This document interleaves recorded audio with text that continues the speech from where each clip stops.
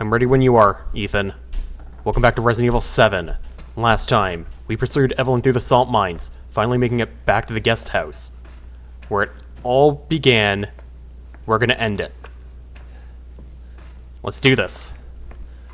Let's go back in here to find the final Mr. Everywhere bobblehead. It's not here in the first run-through, but it's here in this run-through.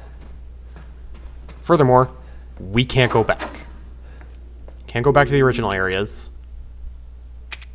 But with that final Mr. Everywhere bobblehead, we've got all of the story, we got all the antique coins, and we got all the files. There's nothing left for us.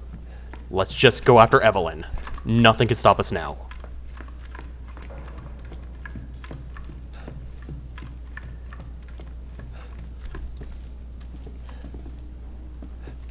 No one here to answer the phone. But she is going to make us re-look at all of these memories we've had.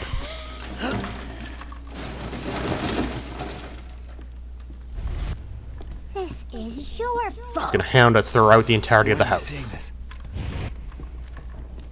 Ethan, it's okay. It's okay, it's me. I know you didn't mean to hurt me. Kill him, Mommy. But you shouldn't have done that! It fucking hurts! He doesn't want to be my daddy? Then he can die.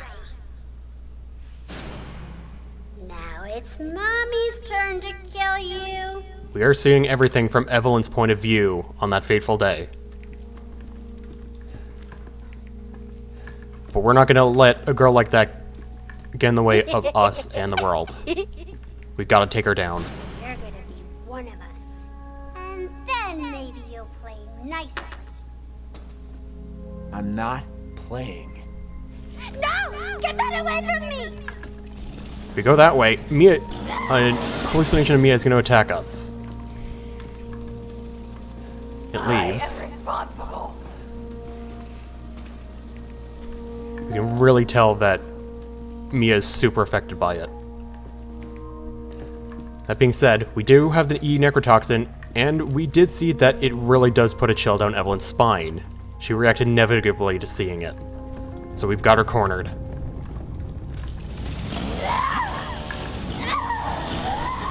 She's gonna keep throwing these hallucinations at us. We just have to press forward. We can't let it get to our heads. And there she is herself.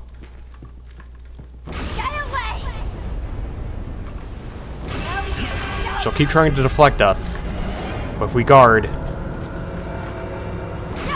can get her close and closer to her. Until finally, that's it, we got her.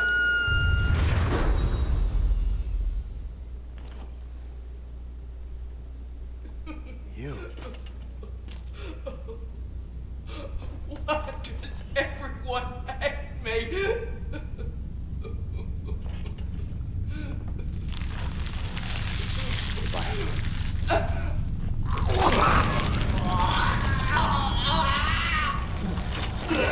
It hurts! It hurts!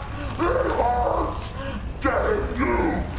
Damn you all to hell!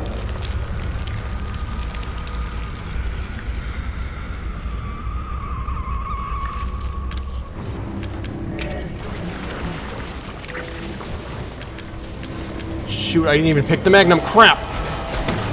Oh, that one's on me. Evelyn is gonna put up a fight. This is the final battle.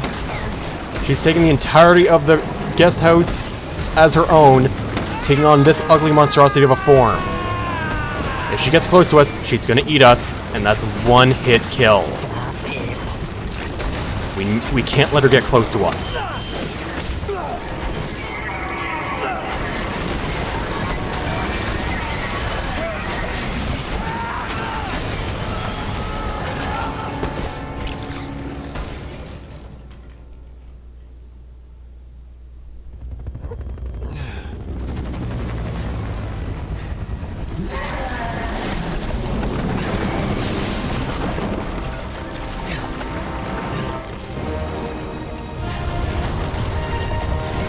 On to phase 2!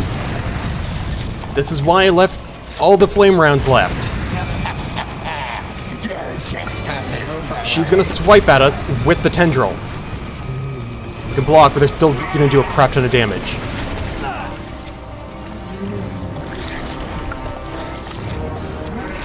We need to make sure that she keeps getting hit so she doesn't eat us.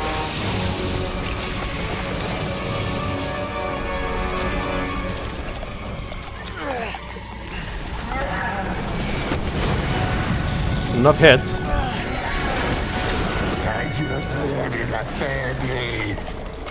Wrestle that out of her, but she's still going to attack us, so we need to deal some damage to her. That gets her off.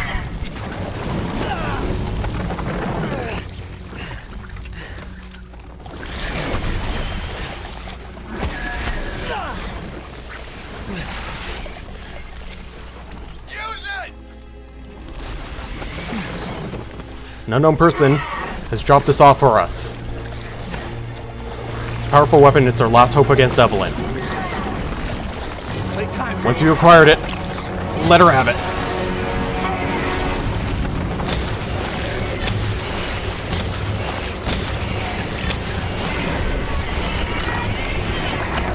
And that's it. She's done. Goodbye, Evelin.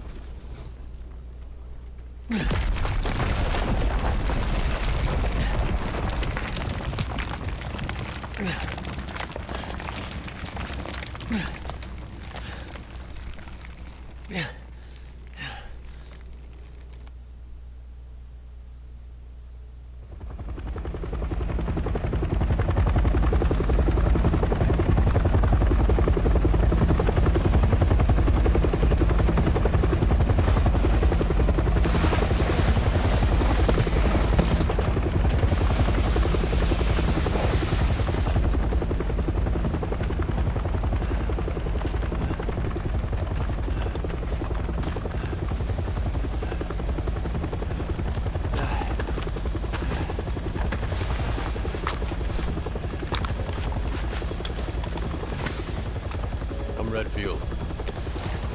Glad we found you. The fuck took you guys so long?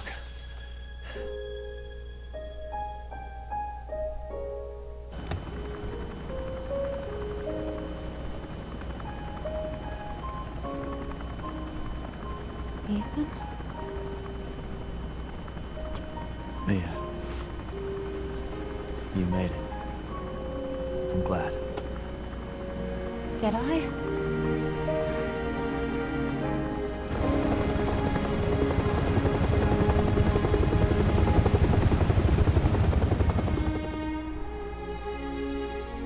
They say that when one door closes, another opens. Well, a door closed tonight. And what a long night it was. But not just for me. Mia and I weren't the only victims here. So were the Bakers. It was that thing, Evelin, who made them that way. But now Evelyn's dead. And these guys are here to clean up the mess. I had just come to terms with losing Mia.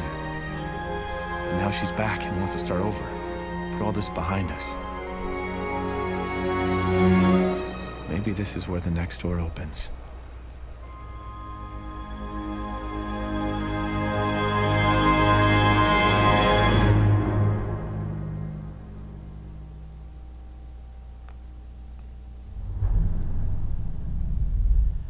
And that is Resident Evil 7, everybody.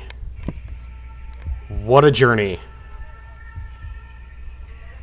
Back when I was first interested in playing this was about E3 2016 when they first revealed the game. I didn't expect it to be a Resident Evil title at all, and the presentation was just very well done. You can tell they went all out with the project. They did everything they needed to, because let's be real, while the Resident Evil series was struggling, it's not like its sales were bad, but it did have a bit of an existential crisis.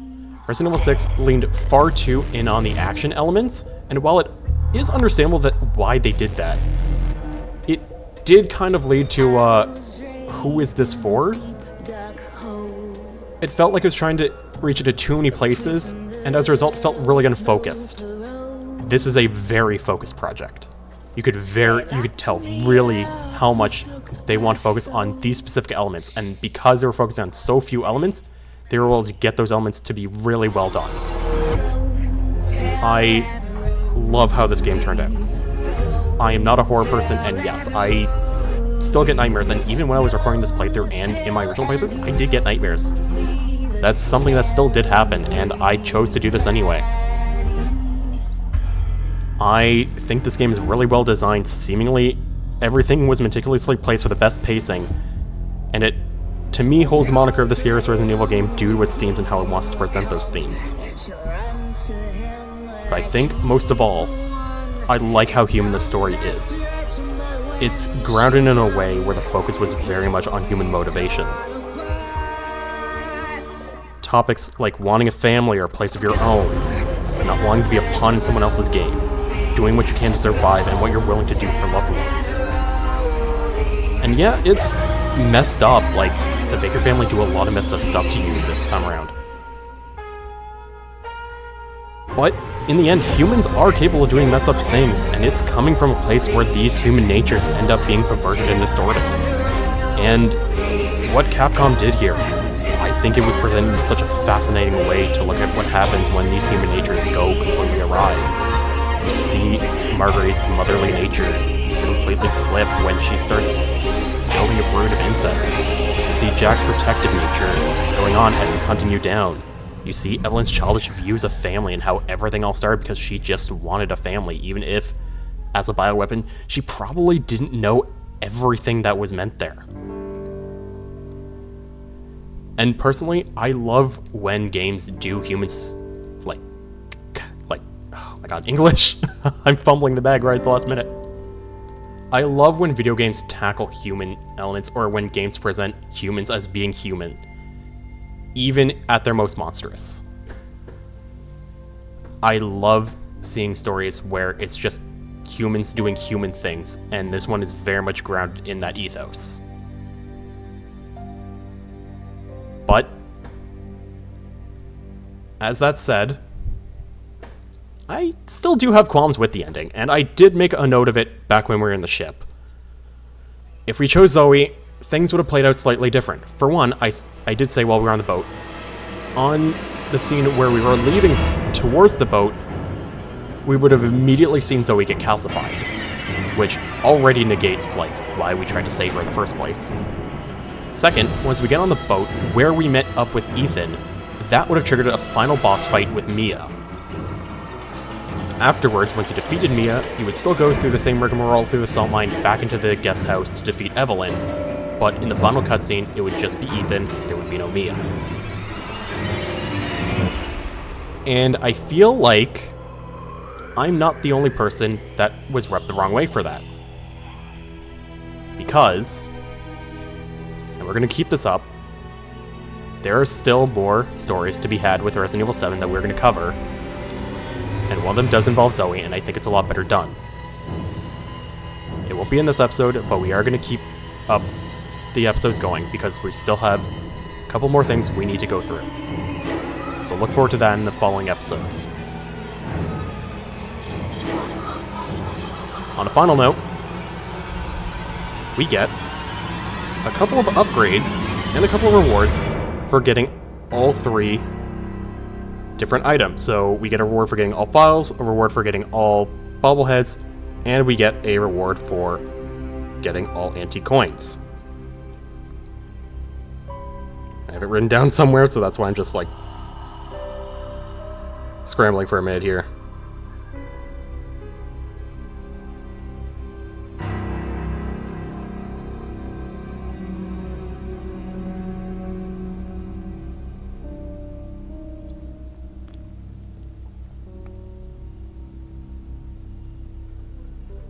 For beating the game, we get the Albert Gun and Secrets of Defense. If we were to have beaten the game under 4 hours, we would have gotten the circular saw and the X-ray glasses. We get the Essence of Defense and walking shoes for destroying all the Mr. Everywhere bobbleheads. And something else we've unlocked is Madhouse difficulty. Madhouse difficulty will have enemies deal far more damage. Like, even a single molded could, like, kill you in just one hit. Things are also changed throughout the entirety of the house and the grounds. You're going to be going through a lot of different paths. You're going to be seeing sequences happen a lot more differently than you think of. Those antique coins, there's a lot more of them, and they hold a different meaning because you can use them to unlock certain progression items throughout the game. You think you're getting the Scorpion Key by going down to the cellar? No, if you got the antique coins for it, you can just buy it and bypass all of that. You can do things out of sequence with that. If you want to think about it, it's like a different route akin to the old routes that old Resident Evil games had, like Resident Evil 2 having like A and B routes, for example. It's just that you gotta work for it because it's the highest difficulty. On a last thing I want to bring up, the DLC also, aside from bringing extra content in terms of like story content, it also did bring a couple of side modes. One involves Clancy, and I believe it's Nightmare mode, or Survive the Night. That one is more of a gauntlet and survival mode type, where you're trying to survive 5 hours, so 1 hour, you're surviving 5 hours, it's 1 hour per round. You're gathering resources, you're spending those resources on items you need and defenses, and you're trying to survive until all 5 hours are passed, and you can escape. There's another one involving Lucas that's called 21, and that's Blackjack. You're essentially playing Blackjack, and it's kind of randomized. There's some things you can suss out of it to give yourself an advantage, but it's brutal. Absolutely brutal, and I'm not the biggest fan of card games like that as it is. So it's not something I personally want to deal with. Another mode is Ethan Must Die, which is you gathering resources in more of a level-like structure before going off to defeat Marguerite. And lastly, there's Happy Birthday Jack, where you play as Mia, and it's another resource management type of like round type of mode. You're essentially trying to gather food all around the house for Jack, and the better score you get is determined by how fast you fill up his food meter. But you have limited inventory, so it all comes down to how well you can balance having the ammunition, having all the equipment you need to find the food, and actually having food in your inventory to quickly and rapidly fill up his gauge. I'm not necessarily going to cover these modes, but I did want to make a note of them. But what we are going to be doing are the story modes. And where are we going to cover that? In the next episode. I'll leave you guys with the remainder of this credits. And I'll even throw in one hint at the next game we're playing. The next game we're playing came out on the same console that had Resident Evil 2. And the version we're playing came out on the same system that has a port of Resident Evil 1. Now, enjoy the credits, and I'll see you guys in the next episode where we start playing Not a Hero. See you guys then.